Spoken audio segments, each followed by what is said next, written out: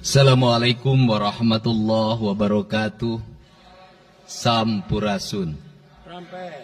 Yang saya hormati Ketua DPRD Provinsi Jawa Barat yang mulia Bapak Buki Wibawa, para wakil ketua Bapak Iwan Suryawan, ini tokoh politisi yang begitu kalem saat ada interupsi. Bapak MK Iswara, ini politisi yang tampan selamanya tapi tidak pernah nakal. Dan tokoh spektakuler kita yang sangat populer di antara politisi DPRD Provinsi Jawa Barat, Bapak Ono Surono. Saya sudah tahu Pak Ono kontrak-kontrak medianya sudah banyak nanti ke depan. Kemudian juga Bapak ini sebentar lagi akan berangkat haji, Bapak Kiai Haji Acep Jamaluddin. Terima kasih. Seluruh anggota DPRD Provinsi Jawa Barat, para ketua fraksi, para ketua komisi, dan saya mengucapkan terima kasih atas berbagai otokritik yang dilakukan, baik secara langsung maupun lewat media, baik media massa maupun media elektronik. Dan itu menunjukkan bahwa di Provinsi Jawa Barat ada terjadi dinamika politik yang luar biasa. Semua orang memiliki concern pada hal yang menjadi tujuan kita, mewujudkan Jawa Barat istimewa dengan berbagai cara. Tugas DPR adalah bicara, itulah tugas DPR. Jadi kalau tidak bicara, mungkin DPRD dianggap tidak ada. Saya ucapkan terima kasih atas otokritiknya. Sekretaris Daerah Provinsi Jawa Barat, kemudian yang mewakili Pangdam 3 Siliwangi, yang mewakili Kapolda Jabar, yang mewakili Kejaksaan Tinggi Jawa Barat, dan khusus untuk Kejaksaan Tinggi Jawa Barat, saya sampaikan ucapan terima kasih, rasa hormat yang tinggi kepada Kejaksaan Agung Republik Indonesia atas tindakannya melakukan penahanan dan mentersangkakan Direktur Utama PT Sritek dan salah satu mantan pejabat BJB yang sudah resign atas kasus dugaan penyimpangan kredit, yaitu menyampaikan kredit ke Bank Jabar, mudah-mudahan tidak salah, kalau salah dikoreksi, sekitar 600 miliar rupiah tanpa agunan yang memadai. Dan ini langkah taktis, dan pemerintah Provinsi Jawa Barat melalui RUPS-nya sudah melakukan koreksi dan perubahan secara total sehingga peristiwa ini tidak akan mempengaruhi kinerja BJB. Saya ucapkan terima kasih. Dan semoga peristiwa ini tidak terjadi lagi di masa yang akan datang. Kemudian yang hormati para staf ahli, para asisten, para kepala perangkat daerah Provinsi Jawa Barat. Yang pertama, forum ini adalah forum kebahagiaan. Ada yang berbahagia hari ini, yaitu seluruh warga Jawa Barat, di mana kita bisa menyelesaikan dua agenda, yaitu agenda pengesahan Raperda tentang investasi dan agenda tentang pengesahan hasil dari LKPJ. Seluruh rakyat Jawa Barat bergembira karena rencana kita dalam melaksanakan pembangunan akan berjalan dengan cepat. Tetapi barangkali para media sangat kecewa. Karena hari ini tidak kejutan-kejutan lagi sehingga viewernya mungkin agak menurun hari ini. Tetapi kita harus berkorban demi kepentingan rakyat Jawa Barat. Kita kesampingkan viewer, kita kesampingkan komen, kita utamakan kepentingan rakyat Jawa Barat. Sebenarnya konsep pidatonya sudah ada, tetapi saya mencoba menyatukannya. Yang pertama adalah bahwa kita bicara tadi tentang berbagai rekomendasi. Dan rekomendasi itu juga termasuk di dalamnya disahkannya Raperda tentang investasi yang sebentar lagi menjadi perda. Apa sih yang menjadi rekomendasi? Rekomendasi pertama adalah angka kemiskinan yang masih tinggi di Jawa Barat. Tetapi saya usul pada Pak Ketua, ke depan kalau LKPJ sebaiknya para bupati wali kota diundang di seluruh Jawa Barat. Karena Jawa Barat itu pertanggungjawabannya bukan di OPD Jawa Barat.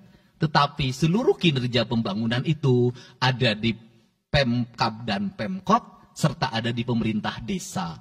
Jawa Barat tidak memiliki rakyat yang terkelola secara langsung karena seluruh pengelolaannya ada di pemerintah kabupaten kota dan pemerintahan desa. Dan saya mohon nanti dipaparkan kemiskinan yang paling tinggi dalam perspektif BPS, dalam perspektif LKPJ dan analisisnya itu di kabupaten mana, bila perlu sampai di desa mana. Kemudian angka investasi tertinggi di kabupaten mana, angka investasi terendah di kabupaten mana, infrastruktur yang berproblem di kabupaten di mana, sehingga semuanya terpetakan dengan baik, sehingga nanti kita bisa mengorkestrasi antara pembangunan Provinsi Jawa Barat, pembangunan kabupaten kota, dan pembangunan desa secara bersama-sama dan berkeadilan. Kemudian yang kedua, bahwa investasi ini menjadi aspek yang utama dalam kinerja pembangunan Provinsi Jawa Barat hari ini. Kenapa? Karena satu, angka kemiskinan kita masih tinggi. Kemudian angka kemiskinan yang tinggi di Indonesia sebenarnya juga dipengaruhi oleh jumlah penduduk yang tinggi. Sehingga persentase kecil menurut Jawa Barat, tetapi menurut nasional menjadi besar. Keberhasilan Indonesia sangat tergantung terhadap kinerja pemerintah Provinsi Jawa Barat, pemerintah kabupaten kota, dan pemerintahan desa. Yang kedua adalah pendidikan. Yang ketiga adalah infrastruktur. Yang keempat, kesehatan. Yang kelima, pengendalian penduduk. Yang keenam adalah pengendalian lingkungan. Kemudian yang ketujuh adalah belanja pemerintah yang masih besar. Belanja tidak langsungnya, yaitu belanja untuk kepentingan pegawai. Yang kedelapan adalah pengelolaan aset. Seluruh rangkaian yang menjadi rekomendasi ini adalah tugas kami untuk meneruskan rekomendasinya.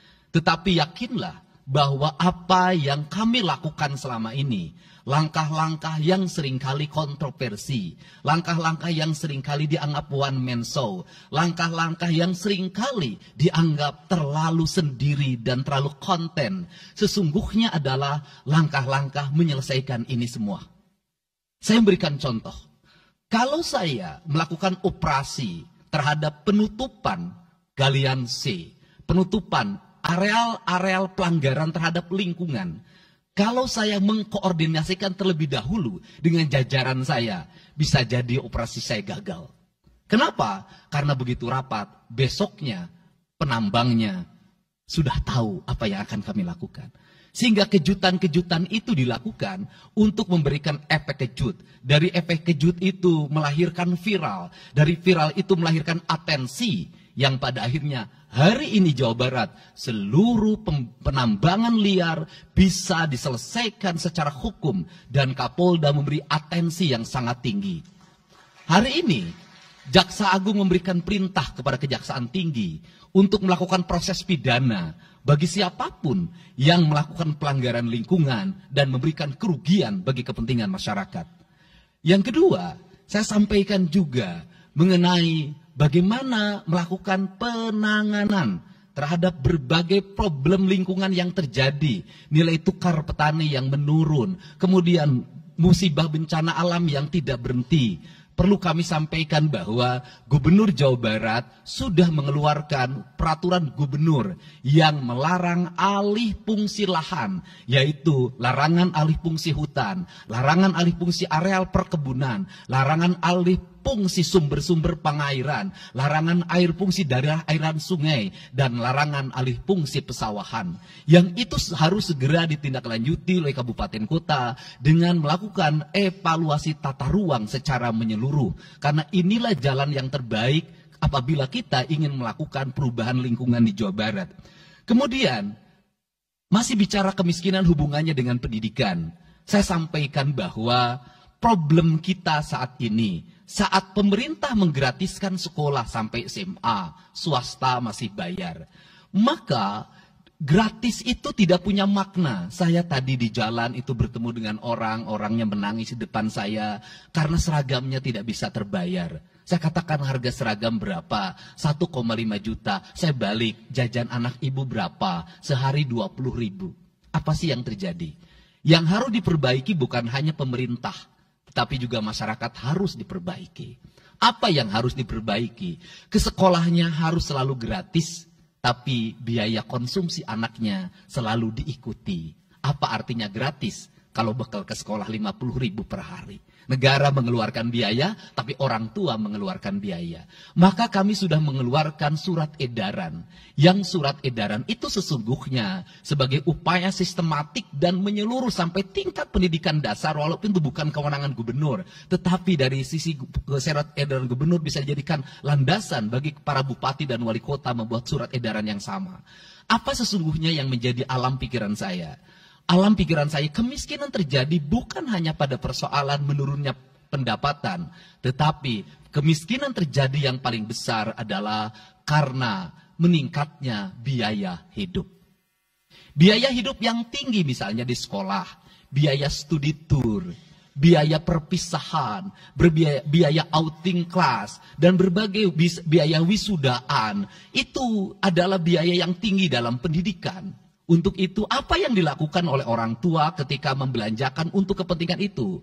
Mereka pinjam bank emok, mereka pinjam bank keliling, mereka pinjam bank pinjol, mereka pinjam NBK, dan mereka pinjam bank Pancasila. Menghentikan ini sesungguhnya, saya lagi menghentikan mereka tradisi meminjam uang dalam keadaan terdesak pada para rentenir. Dan ini strategi untuk menurunkan kemiskinan. Kemudian yang berikutnya adalah perhatian ketika rakyat sakit. Maka pemerintah harus cepat hadir menangani. Kenapa? Karena orang bisa jatuh miskin ke dalam jurang yang lebih dalam. Manakala dia sakit tidak ada yang mengobati, BPJS-nya tidak mampu mengcover, biaya untuk ngontrak selama dirawat di Hasan Sadikin tidak punya, biaya untuk makan untuk keseharian tidak ada, sedangkan tulang punggungnya berhenti karena sakit. Ini juga menyebabkan kemiskinan. Kemudian yang berikutnya, kemiskinan terjadi karena rusaknya sumber daya alam. Air yang hilang, sumber penghidupan yang hilang, sumber energi yang hilang, sumber protein yang hilang, sumber kalori yang hilang di lingkungan berupa kerusakan lingkungan, itu akan melahirkan kemiskinan. Maka alam yang tertata sesungguhnya adalah bagian dari upaya untuk menjaga kemiskinan. Kemudian yang berikutnya adalah belanja infrastruktur yang harus meningkat. Dan itu di belanja sekarang kita sudah melihat. Itu adalah bagian dari menyelesaikan problem kemiskinan. Konektivitas infrastruktur sangat penting dalam menumbuhkan ekonomi. Tetapi di balik itu kebudayaan rakyat tidak boleh berubah. Kenapa? Infrastruktur baik bisa jadi tanahnya dijual karena mahal. Pada akhirnya menjadi miskin kembali. Infrastruktur harus seiring dan sejalan dengan kerangka berpikir publik yang mengerti akan hak atas tanah. Kemudian yang berikutnya adalah pengendalian penduduk. Booming penduduk di Jawa Barat relatif besar. Untuk itu harus dibuat berbagai upaya untuk menyelesaikan problem kependudukan. Saya berkali-kali bercerita bagaimana di Majalengka saya bertemu dengan sebuah keluarga yang tinggal di kontrakan, yang ayah dan ibunya tidur ketika jam 11 siang dan anak-anaknya berjualan di alun-alun. Jumlah anaknya 11 dan ketika saya berkunjung ke tempat kontrakannya sudah hamil lagi yang ke-12. Ini problem. Dan itu saya kemudian di Cirebon, saya berkunjung pada sebuah rumah yang listriknya baru dinyalakan lewat program Provinsi Jawa Barat. Rumahnya itu ternyata anaknya sudah 4. Padahal dia baru saja menyelesaikan rumah dari pinjaman senilai 25 juta. Dan itu pun belum selesai dan rumahnya 1 kamar. Ketika keluar dari rumah itu saya bertemu dengan seorang bapak yang meminta kepada saya untuk ber-KB anaknya sudah 7. Dia tak mau lagi untuk anak yang ke-8. Saya katakan bahwa jumlah anak sangat identik dengan problem kemiskinan. Betul, kemiskinan tidak akan bisa diselesaikan dengan hanya mengatur kelahiran, tetapi setidaknya pengaturan kelahiran adalah bagian dari untuk menekan angka kemiskinan. Dan yang terakhir adalah dari seluruh rangkaian ini adalah belanja pemerintah harus menjadi stimulus bagi kepentingan masyarakat. Maka jumlah-jumlah proyek harus terus segera digulirkan, digelontorkan menjadi kegiatan publik sehingga banyak orang yang kuli, banyak orang yang nyapu, banyak toko-toko yang buka, semen terjual, besi terbeli, dan kemudian regulasi ekonomi berjalan. Warung-warung bisa menjadi tempat para kuli siang hari makan siang. Dan ini adalah bagian dari strategi stimulus ekonomi yang digulirkan oleh pemerintah itu memiliki sumbangsi terhadap 12% pertumbuhan. Dan yang terakhir adalah investasi. Investasi itu modalnya ada 3. Yang pertama adalah Konektivitas infrastruktur, ketersediaan jaringan air bersih. Kita jujur hari ini saya sampaikan ke DPRD, banyak perusahaan-perusahaan yang masih menggunakan air bawah tanah tapi tidak berizin. Bayar pajak tidak, jalan terus. Karena kalau dihentikan mereka pabriknya berhenti. Setelah itu apa? Mereka menjadi objek pemerasan beberapa pihak dalam setiap bulan karena dianggap melanggar perda. Tetapi kalau juga mereka dihentikan, maka pabrik itu berhenti. Dilema itu harus segera diselesaikan. Caranya bagaimana? Caranya adalah pemerintah provinsi melalui Bapeda hari ini harus segera merancang daerah-daerah yang menjadi kawasan industri harus dibangun fasilitas infrastruktur jaringan air bersih dalam bentuk investasi pemerintah sehingga nanti dikoneksikan dengan PAM-PAM atau PDAM di setiap kabupaten kota secara terkoneksi. Dan ini jalan bagi kita menyelamatkan lingkungan dan menorong pertumbuhan PDAM di setiap kabupaten kota. Karena apa? Karena angka pembayaran yang dilakukan oleh industri jauh lebih baik dibanding angka rumah tangga dan angka-angka layanan sosial lainnya. Itu yang pertama. Yang kedua adalah tumbuhnya iklim investasi di mana masyarakat merasa nyaman. Investor merasa nyaman ketika perizinannya cepat. Saya memberitahukan ya bahwa di Indramayu ada pabrik sepatu yang selama 2 tahun tidak mau buka hanya karena perizinan lingkungan hidupnya belum kelar. Saya ngambil langkah pasang badan, lakukan pembangunan karena itu menyerap 8.000 tenaga kerja. Kemudian di Cirebon juga seperti itu. Banyak perizinan yang menggantung bertahun-tahun. Hari ini saya janjikan dalam 1 bulan ini seluruh perizinan di Jawa Barat tuntas dan selesai. Dan saya meminta kepala BPM TSP menjadi VR pemerintah Provinsi Jawa Barat untuk senantiasa tiap hari melihat data dan dokumen di setiap kabupaten kota. Mana yang terlambat, mana yang mengalami hambatan. Kemudian yang berikutnya adalah kenyamanan dalam berusaha. Kenyamanan dalam berusaha adalah keterangan para investor dan lingkungan masyarakat terhadap berbagai aksi gangguan dari orang yang mengatasnamakan diri preman. Untuk itu hari ini kita cukup bersyukur di Jawa Barat, peristiwa ini sudah hampir tidak ada. Kapolda kalau dengar ada preman, hari ini turun termasuk ke Garut, dengar ada preman, Kapolda turun. Ini semua stakeholder sudah bergerak dengan baik, layanan investasi sudah berjalan dengan baik, tinggal satu lagi hambatan investasi adalah masyarakat menaikkan harga tanahnya luar biasa. Kasus BYD, kenapa mengalami hambatan sekitar 20 hektar, masih belum terbebaskan? Karena rakyatnya hari ini meminta 3 juta rupiah per meter. Padahal di situ dulu 150.000, itu pun jarang yang beli. Ini problem kita. Apa peran gubernur saya sampaikan? Peran gubernur bukan hanya mendorong bagaimana investasi berjalan melalui mekanisme administratif. Saya sampai turun untuk mijitin orang yang jual agar mau jual. Dan sudah ada beberapa yang berhasil saya rayu, saya dekati dengan harga. Itu pun tidak terlalu rendah, harganya 1,1 juta. Itu sudah paling murah. Ini yang terjadi di Jawa Barat hari ini. Tidak mudah mengelola sebuah wilayah yang begitu luas. Tidak mudah mengelola sebuah daerah yang kabupaten kotanya sudah otonom.